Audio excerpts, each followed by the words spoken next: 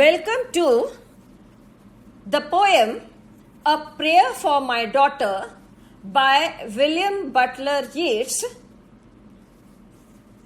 In this discussion, we shall see the summary of the poem and part 2 of the summary will be discussed. Kavita A Prayer for My Daughter, जिसके कवि William Butler Yeats हैं, के सारांश पर आधारित इस दूसरे भाग में दूसरी चर्चा में आपका स्वागत है। इस वीडियो में हम भाग 2 देखेंगे। We have seen a part of the discussion in the previous video, summary part 1, in which we have seen that the daughter is sleeping peacefully in her cradle and there is a violent, turbulent atmosphere outside the residence of the poet. पिछले video में summary part 1 में हमने ये देखा था कि कवि की छोटी सी मासूम सी कोमल सी पुत्री अपने पालने में सो रही है, दुनिया से बेखबर निश्चिंत, और कवि के घर के बाहर बहुत तेज तूफान आया हुआ है और उस अंधड़ या उस तूफान के बैकग्राउंड में कवि सोच रहा है। The poet is tense and anxious about the future of his daughter. कवि अपनी बेटी के भविष्य के लिए चिंतित है और उसी चिंता का भाव पिछले वीडियो में हमने देखा था, वही भाव इस वीडियो में हम कैरी ऑन करेंगे। Yeats says, as I walk and pray for my little innocent daughter, I imagine in a state of excitement and reverie that the future years have already come. Now the thinking has driven the poet to a state where he imagines that the terrible future about which he is thinking, which will come after some time, has arrived right now.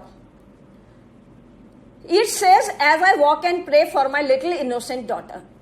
W.B. Yeats कहते हैं कि जैसे जैसे मैं यहाँ पर चल रहा हूँ और चलने चलने में मैं अपनी बेटी के लिए प्रार्थना कर रहा हूँ, जैसे जैसे मैं चल रहा हूँ और प्रार्थना कर रहा हूँ, तो मेरी कल्पनाओं में अचानक से ऐसा एक विचार आ रहा है।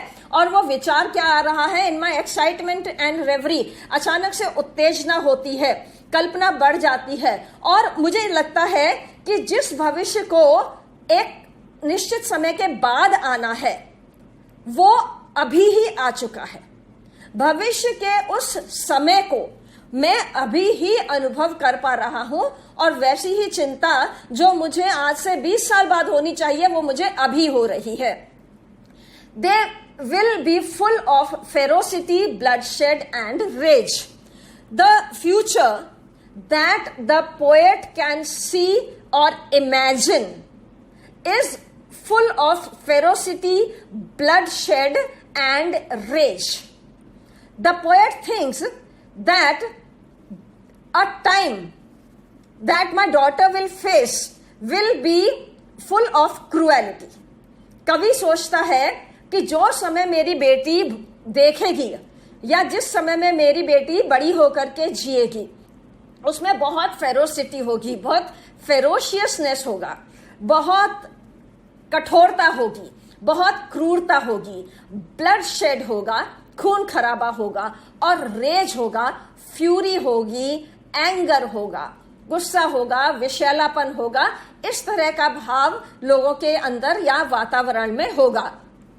These terrible years seem to come dancing to the accompaniment of a drum which is beating frantically and agitatedly. Now, because this is an imagination, the poet thinks that there is a loud drum beat and that drum is being beaten frantically and with agitation.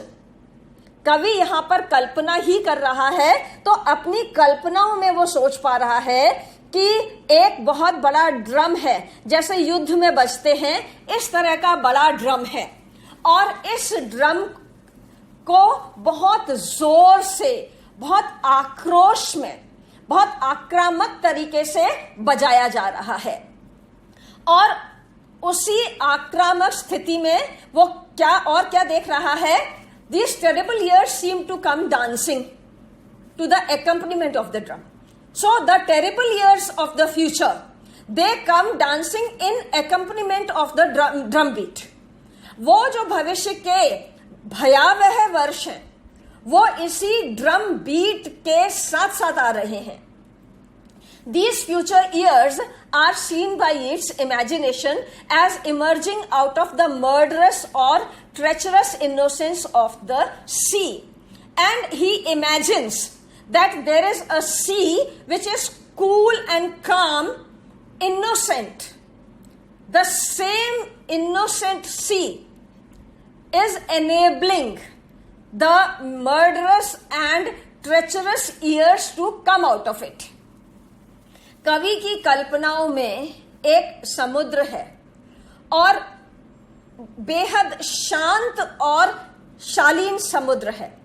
ऐसे शांत समुद्र में से अचानक से बहुत क्रूर वर्षों का समूह, बहुत क्रूर काल निकल करके आ रहा है। In other words, outwardly the sea seems to be innocent and calm, but it is capable of giving birth to those howling storms. The poet says that although the sea is calm and innocent, we know that the sea is calm and innocent. समुद्र शीतल होता है, समुद्र शांत होता है, लेकिन यही शांत और शीतल समुद्र एक और क्षमता रखता है, और वो क्षमता क्या है? इसी के अंदर हाउलिंग स्टॉर्म्स बंद होते हैं। इसी शांत समुद्र के अंदर बहुत तेज गर्जना करने वाली हवाएं बंद होती हैं, और ये जो सोई हुई हवाएं हैं, ये मनुष्य के जीवन में ऐसा बदलाव लाती हैं, ऐसा आतंक मचाती हैं कि जीवन की सारी शांति भंग कर देती हैं। So it is capable of giving birth to those howling storms which are proficient in leveling and ravishing everything, and those howling winds that arise from the calm sea. शांत समुद्र से उठने वाली तेज हवाएं, इनमें बहुत क्षमता होती है, और वो नकारात्मक क्षमता होती है। नकारात्मक क्षमता कौन सी है? These winds are proficient in leveling and ravishing everything. These winds can raise everything to the ground. The winds are so terrible that they can destroy anything. They can cause so much of destruction that everything gets leveled to the ground. The poet points out that on one hand the sea is calm, non-turbulent. On the other hand, the same sea is holding inside it a storm that can ravish everything. कवि यहां ध्यान आकर्षित कर रहा है इस सत्य के प्रति कि जो समुद्र शांत और शीतल है, उसके अंदर तूफान बंद है, और उस तूफान के अंदर इतनी क्षमता है कि वो हर चीज को डिस्ट्रॉय कर सकता है, विध्वंस मचा सकता है। इसलिए इस समुद्र को देख करके, इसकी शीतलता को देखकर भी कवि के मन में टर्ब्यूलेंस या आक्रोश या चिंता, एंग्जाइटी उत्पन्न हो रही है। Yeats wants his daughter to possess some sublime qualities of good upbringing, so that she can face the future years independently and with confidence. Now the thought of the poet as a father shift towards what he can do to save his child from the future disturbance that she might have to face in her life. कवि का ध्यान यहां से उस ओर चला जाता है कि एक पिता के रूप में मैं क्या कर सकता हूं कि बेटी के जीवन में आने वाले तूफान को बचा पाऊं या अपनी बेटी के भविष्य को सुरक्षित कर पाऊं. Yeats wants his daughter to possess some sublime qualities of good upbringing. For that reason he thinks that if I give her a good upbringing, यहां कवि सोचता है कि यदि मैं बेटी की परवरिश अच्छे तरीके से करता हूं, इसका लालन पालन अच्छे से करता हूं, इसको संस्कार अच्छे देता हूं, तो मैं भविष्य के तूफानों से या भविष्य के ऐसी गतिविधियों से जो जीवन में बवंडर मचाएं, उनसे इसको कुछ हद तक बचा सकता हूं, so that she can face the future years independently and with confidence. So he says that if the upbringing is good, then she will be independent and confident. Then she will be able to handle her life in a better manner. कवि सोचता है कि यदि मैं अपनी बेटी को एक स्वतंत्र मस्तिष्क देता हूं, स्वतंत्र विचारधारा देता हूं, स्वतंत्र व्यक्तित्व देता हूं, तो ये उस स्वतंत्र सोच के कारण भविष्य में बहुत अच्छे से अपने जीवन को जी सकती है. एक सक्षमता इसके अंदर पैदा की जा सकती है. And with confidence. And the second thing is, if he gives confidence to the girl child, then she will be able to handle her future in a better way. यदि वो बेटी को आत्मविश्वास दे देता है, उसके अंदर आत्मविश्वास भर देता है और वो अपने आत्मविश्वास पर जीना सीख जाती है, तो ये जीवन में आने वाले कई तूफानों से बच सकती है. It says, let her be given beauty, but a more important thing is that her beauty should not be of a kind which may make her proud and vain. Then he wishes, like every parent does, that the daughter should come out to be beautiful. हर माता पिता की एक इच्छा होती है, ईश्वर से प्रार्थना होती है कि उनकी संतान, विशेष रूप से बेटी, सुंदर हो. कवि ये चाहता है कि मेरी बेटी सुंदर अवश्य हो. Yeats says, let her be given beauty. मेरी बेटी को सुंदरता मिले, ऐसी प्रार्थना ईश्वर से है. But a more important thing is that her beauty should not be of a kind which may make her proud and vain. But there is a condition. There is a prayer for this beauty. यहां पर उसने बेटी के लिए सौंदर्य मांगा है, लेकिन पुत्री के लिए मांगे गए सौंदर्य में भी एक प्रार्थना उसने जोड़ दी है. प्रेयर फॉर माई डॉटर है, उसने प्रार्थना जोड़ी है. प्रार्थना क्या है? That the beauty should not be of a kind which may make her proud and vain. Beauty should not be accompanied by pride and vanity. Beauty तो हो, सौंदर्य तो हो, लेकिन उसमें घमंड ना हो, उसमें ऐसी वैनिटी या वो जो स्त्रीजन्य घमंड है जिसके कारण वो एक नेगेटिव शेड ले लेता है, जिसमें नकारात्मकता होती है. ऐसा घमंड, ऐसा गुरूर, सौंदर्य का गुरूर मेरी बेटी के अंदर न आए. सौंदर्य है तो उसके अंदर क्या होना चाहिए? She should continue to be simple and graceful even though she possess beauty in abundance. She should be abundantly beautiful with a abundance of simplicity and grace. That is the prayer Yeats as a father makes for her daughter. Makes for his daughter, sorry. Here the poet says that I pray to the Almighty that as beautiful as she is, in the same way she should be simple and graceful. यहाँ कवि कहता है कि मेरी पुत्री में जितना सौंदर्य हो उतनी ही इसके अंदर सादगी और सरलता भी हो, और उतनी ही इसके अंदर गरिमा हो. गरिमा पूर्ण युवती होती है तो उस गरिमा के कारण युवती के सौंदर्य में और निखार आता है और उस गरिमा के कारण उसका सौंदर्य बहुत पॉजिटिव हो जाता है। इसलिए वो प्रेयर करता है अपनी डॉटर के ब्यूटी के लिए कि उसमें सिंप्लिसिटी और ग्रेस होनी चाहिए।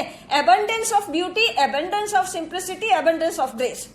बहुत अच्छी मात्रा में सौंदर्य देना ईश्वर मेरी बेटी को, लेकिन उतनी ही अच्छी अनुपात में इसके अंदर सरलता का भाव देना, इसके अंदर स्त्री जन्य गरिमा देना।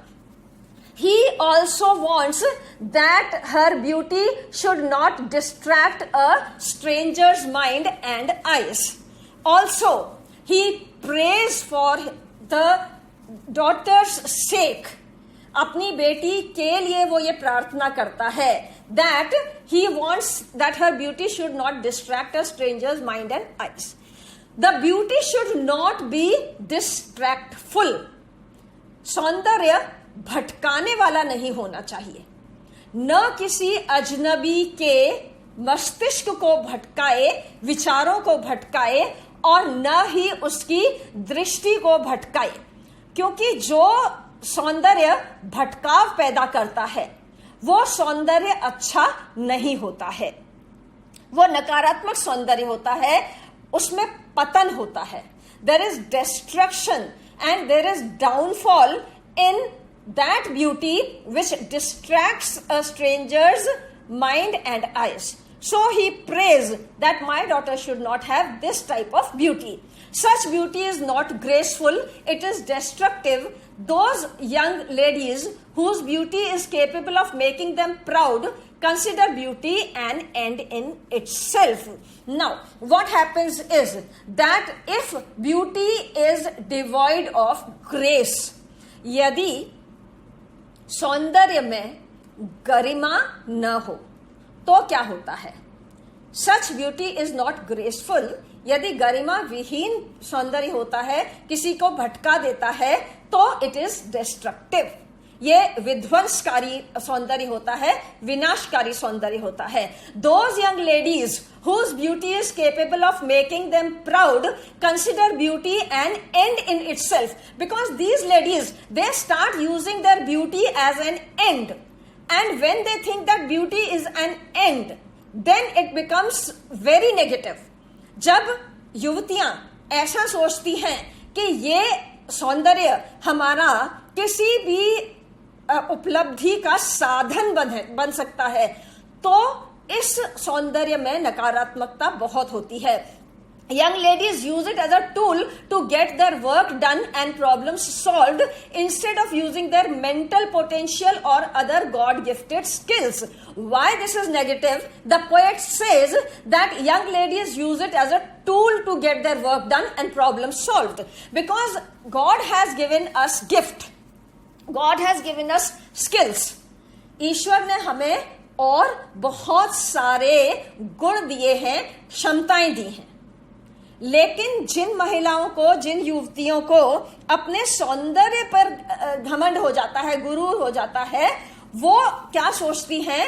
They use it as a tool to get their work done and problem solved. वो अपने हर काम को करवाने के लिए या हर समस्या के इसका समाधान पाने के लिए सौंदर्य का प्रयोग करती हैं, instead of using their mental potential or other God-gifted skills. Because women have other potentialities as well, other skills as well, which God has gifted to them.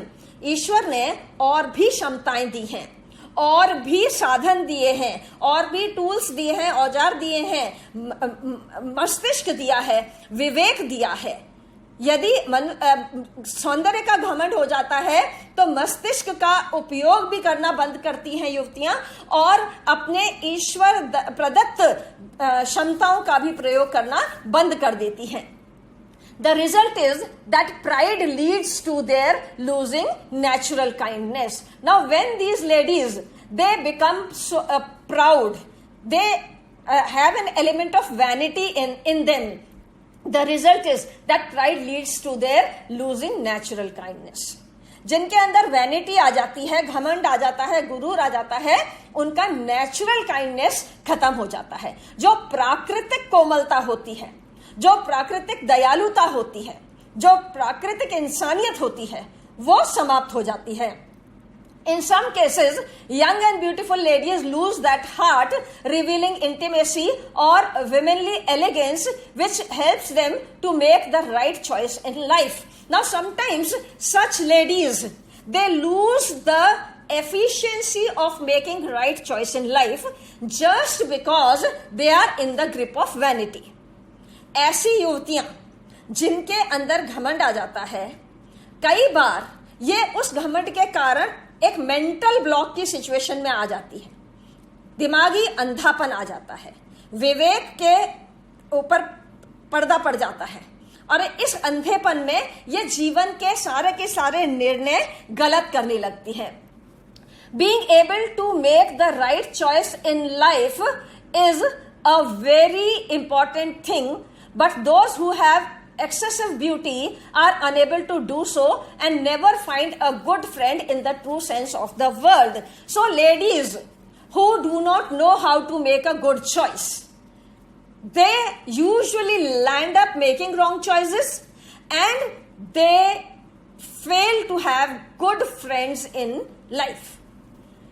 जिनके दिमाग पर पर्दा पड़ जाता है, सौंदर्य का अंधापन आ जाता है, वो अपने जीवन में अच्छे विकल्प कभी नहीं ढूंढ पाती हैं और उन्हें अच्छे मित्र नहीं मिलते हैं, अच्छे संगी साथी नहीं मिलते हैं, क्योंकि सद्व्यवहार समाप्त हो जाता है, दयालुता समाप्त हो जाती है और गौरव, गरिमा, ये चीजें समाप्त हो जाती हैं. जब ये जो नैसर्गिक कोमलता है महिला की वही समाप्त हो जाए तो फिर इन्हें अच्छे मित्र मिल कहां से सकते हैं.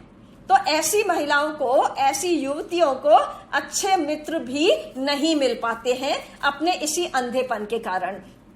Yeats has observed many such practical cases. Yeats points out this thing and he prays for his daughter. यहाँ पर prayer for my daughter है. Yeats अपनी पुत्री के लिए प्रार्थना कर रहे हैं. क्यों? क्योंकि उन्होंने व्यवहारिक जीवन में ऐसी महिलाओं को देखा है जिनमें सौंदर्य तो था लेकिन गरिमा नहीं थी, इसलिए विवेक नहीं था, इसलिए निर्णय गलत करती थी और इसलिए उनके कोई संगी साथी नहीं होते थे. So he prays that his daughter chooses the right connections and proves to be graceful and trustworthy towards all the people she is attached with. So he prays that God should give my daughter beauty, but along with that, He should give her grace and very good mental faculties so that she is trustworthy and loyal towards the people with whom she is attached. यहाँ पर इस प्रार्थना करते हैं कि मेरी पुत्री जीवन में सही विकल्प ढूंढना सीखे, सही साथी ढूंढना सीखे, सही मित्र ढूंढना सीखे और उनके साथ बहुत निष्ठा का व्यवहार रखे. निष्ठापूर्ण व्यवहार रखेगी तो इसे अच्छे मित्र मिलेंगे. Her associates, friends and relatives too should pay her due respect and affection and be equally loyal. The poet prays that my daughter should have such friends who in return pay her respect and affection and loyalty. As much respectful, affectionate and loyal she is towards her friends, in the same proportion they too should be good and loyal to her. जितनी ये उनके प्रति वफादार हो, निष्ठावान हो, आदर और सम्मान करे और सद्भावना रखे, उतना ही आदर, सम्मान, सद्भावना और वफादारी, निष्ठा इसके मित्र भी इसके प्रति रखें. This will ensure a peaceful social life of the daughter. If she becomes like this, then her social life will be peaceful. So these loyal traits, these loyal values, these virtues in her personality will save her from the turmoil of the years to come, which are expected to be cruel. यदि मेरी पुत्री में ऐसे संस्कार हों, यदि उसके अंदर व्यवहारिक गुण इतने अच्छे हों कि वो निष्ठावान हो, गरिमापूर्ण हो, लोगों के साथ सद्व्यवहार रखे, तो भविष्य जो डरावना लग रहा है, उस भविष्य में वो अपने जीवन को या अपने सामाजिक जीवन को बहुत आसानी से बिता सकती है। This was the second part of the summary.